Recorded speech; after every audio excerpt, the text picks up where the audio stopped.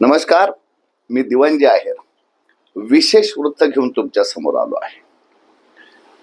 वृत्त असे आहे की नुकतेच महासभेमध्ये महापौरांनी एक प्रस्ताव आणला आणि तो प्रस्ताव असा आहे की नैसर्गिक नाले किंवा जे काही नद्या नाले आहेत या वसई तालुक्यामध्ये आणि वसई शहर महानगरपालिका क्षेत्रामध्ये आणि त्यावर झालेले अतिक्रमणे तात्काळ हटवणे किंवा ज्या ज्या ठिकाणी अनधिकृत बांधकाम झाले नद्यांवर नाल्यांवर ते काढून टाकायचे. असे असताना त्यांच्याच पक्षातील म्हणजे बहुजन विकास आघाडीचे नगरसेवक सुनील अचोळकर हे दुसऱ्यांदा नगरसेवक निवडून आले.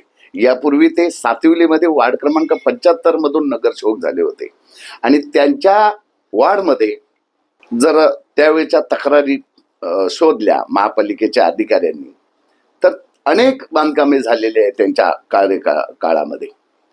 तीच परिस्थिती कामन कोली चिंचोटी देवदळमध्ये करणार का? त्यांना दुसऱ्यांदा नगरसेवक तिथल्या स्थानिकांनी का केले की बाबा काहीतरी विकास होईल, शहर सुंदर होईल, काहीतरी बदलाव होईल, स्थानिक माणूस आहे, भूमिपुत्र आहे. परंतु त्यांच्या वरद असताना आपण छायाचित्रात बघत आहात, या व्हिडिओमध्ये बघत आहात, अक्षरशः नाला बुजवायचं काम चाललंय, बुलडोजर लावून, मोठी मशिनरी लावून. हा काय प्रकार आहे? कामनच्या खिंडीपाडा रोडला नाला बुजवायचा म्हणजे काय? आजूबाजूच्या शहराचं मी बोलणार नाही, कारण या परिसरात डोंगरदऱ्या तोडण्याचा म्हणजे एक सुपारीच घेतलेली आहे. पण सध्या ह्या एका विषयावर बोलूया.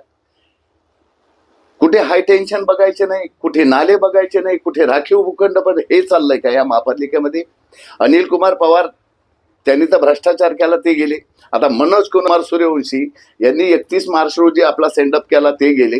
नवीन आलेले आयुक्त जे आहेत पृथ्वीराज बीपी, आता यांनी तर बांधकामावर लक्ष देणं गरजेचं आहे, नियोजनावर लक्ष देण्याचं, आरोग्यावर त्यांनी तसं पहिल्याच बाईट मध्ये सांगितलेलं आहे. नमस्कार, माझं नाव पृथ्वीराज आहे. मी आज वसई विरार महानगरपालिकामध्ये आयुक्त म्हणून पद स्वीकारलेला आहे. मेन आमचे प्रायोरिटीज असणार आहे की महानगरपालिकामध्ये काम केलेलं आहे त्याच्यामुळे की आपल्याला जे शहरामध्ये बेसिक सर्व्हिसेस असतात जे नागरिकांना आपण प्रोव्हाइड करतो, तर ते बेसिक सर्व्हिसेस मध्ये क्वालिटीचा इम्प्रूव्हमेंट असला पाहिजे. लोकांचे जे ग्रीव्हन्सेस आहे, ग्रीव्हन्सेस क्वालिटेटिव्हली आणि स्पीडीली त्यांचा डिस्पोजल झाला पाहिजे. एक ट्रान्सपरंट ऍडमिनिस्ट्रेशन व्हावा याच्यासाठी आमचा डेफिनेटली प्रयत्न राहणार आहे. आजच्या युगामध्ये आपण सगळ्यांना माहिती आहे की एन्व्हायरमेंट एक मोठा विषय झालेला आहे. तर एन्व्हायरमेंट सोबत ग्रोथ कसा करता येईल त्याच्यामध्ये पण लक्ष घालण्याची आवश्यकता आहे. तर तो पण एक फॅक्टर राहणार आमच्या डिसिजन्स मध्ये की एन्व्हायरमेंटल इम्पॅक्ट कसा आहे शहरामध्ये वाढता, जे पण आपण म्हणते एक्यूआय कसं कंट्रोल करता येईल त्याच्यावर सुद्धा लक्ष होणार आहे. आणि ओव्हरऑल वसई विरार हे MMRचा भाग म्हणून आपण सगळ्यांना माहिती आहे की ग्रोथ हब म्हणून आपण MMR मध्ये काम करत आहे. तर त्याच्या अनुषंगाने वसई विरार मध्ये काय आवश्यकता आहे आणि शेवटी शहर म्हणजे काय, एक लिव्हेबिलिटी, तर एक चांगला लिव्हेबल शहर कसा आपला भाग होणार आहे याच्यासाठी डेफिनेटली आम्ही प्रयत्न करणार आहे. जे पण लोकप्रतिनिधी आता बॉडी इथे निवडून आलेली आहे, जे पण लोकप्रतिनिधी आहेत त्यांच्या सहकार्याने, त्यांच्या सोबत आणि सिटीजन्स आणि सगळे स्टेक होल्डर्स जे आहेत त्याच्यामध्ये NGOs असेल, जागृत सिटीजन्स असेल, मीडिया असेल, सगळ्यांना सोबत घेऊन काम करण्याची अपेक्षा आहे आणि याच्यामध्ये आपण सगळ्यांच्या सहकार्य मिळेल अशी एक अपेक्षा आहे. धन्यवाद. परंतु हा विषय तहसीलदाराचा आहे. पण हा सध्या विषय महापालिकेच्या प्रस्तावावर का घेतला की ज्या पक्षाचे महापौर आहे त्यांनी असा प्रस्ताव काढलाय की नाल्यांवर बांधकामे होऊ नये. मग हे सुनील अचोळकर बघायची भूमिका किती दिवस घेणार? ह्या खिंडीपाडा रोडला खुले आम भिवंडी कामनला जाणारा एक्सप्रेस हायवेचा आहे, तो हजारो लाखो वाहनं जातात. गेल्या वर्षी मुंबई अहमदाबाद हायवे बुडाला आणि तहसीलदार आणि तलाठी मंडळ अधिकाऱ्यांकडे जर आपण लक्ष दिलं तर मंडळ अधिकाऱ्यांना फोन केला, तिथे रेकॉर्डिंग तुम्ही ऐकताय त्यांची. दादा त्याच्यात कसं आहे माहित आहे का, महानगरपालिकेची हद्द आहे ती, बरोबर. त्यांनी जर काही बांधकाम केलं असेल तर त्यांनी महानगरपालिकेने कारवाई करणं अपेक्षित आहे. आता जो भराव केलाय त्याच्या बाबत त्याला त्यांनी रिपोर्ट दिलेला आहे आणि तहसीलदारांकडे सुनावणी चालू आहे त्या प्रकरणात. नाही, तुम्ही आहे ना, तुमचं बरोबर आहे, पण तुम्ही नोटीस कधी दिली? 2-3 ला. हा म्हणजे 2 तारीख मार्च महिन्यात आणि तुम्ही बरोबर. त्या समोरच्यांना बोलावलं 10 मार्चला.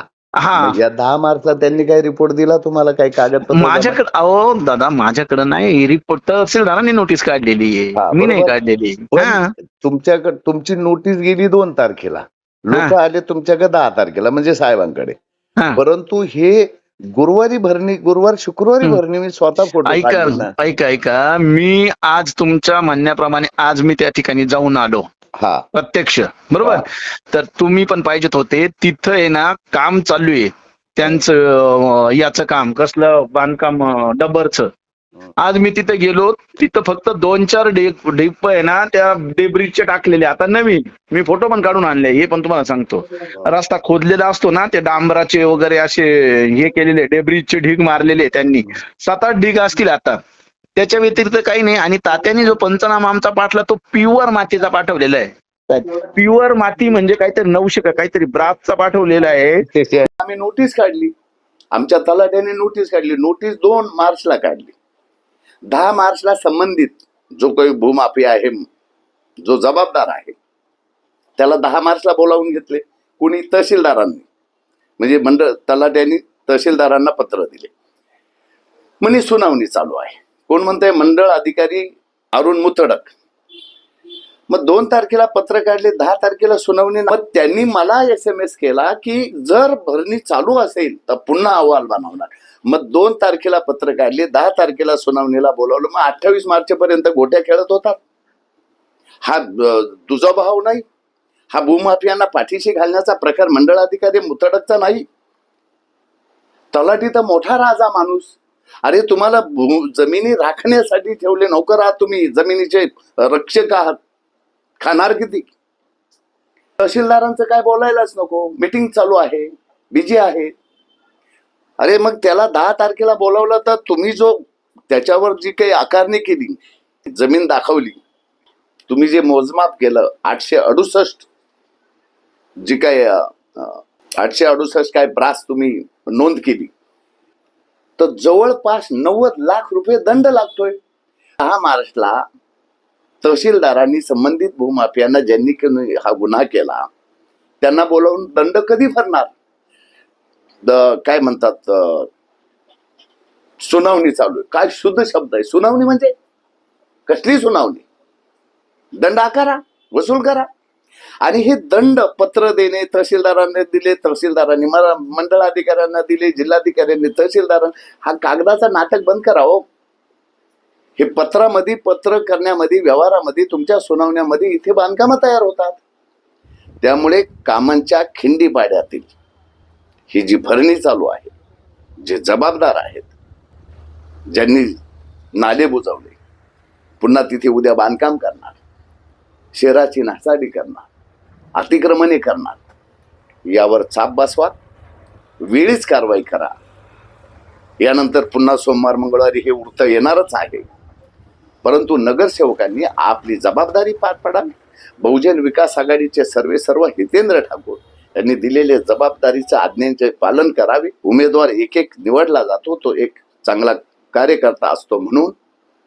आणि महानगरपालिकेला लाभलेले महापौर एक स्वच्छ चारित्र्य, अभ्यासू व्यक्तिमत्व, निर्णय घेणारे व्यक्तिमत्व, त्यांना बदनाम न करता त्यांनी काढलेल्या आदेशाचे पालन व्हावे, हीच या ठिकाणी अपेक्षा. आणि कामनकरांना जे काही दरवर्षी रस्ते बुडणे, शहर बुडणे, वसई बुडणे, अगोदरच त्यांनी देखील सावधान होणं गरजेचं आहे. नाहीतर काल परवा पुण्यामध्ये जो पाऊस झाला, असा जर अवकाळी पाऊस इथे जरी झाला तर तुमचे कामन देवदळ वाचणार नाही यातून. कारण तुमच्या परिसरामध्ये नैसर्गिक नाले, दर्या पूर्ण भुईसपाट करण्याचं काम चालू आहे. त्यामुळे अशा भूमाफियांना व्यसन घालण्यासाठी नागरिकांनी, म्हणजे गावकऱ्यांनी देखील पुढे येणं गरजेचे आहे. आज मात्र इतकेच. धन्यवाद. जय हिंद.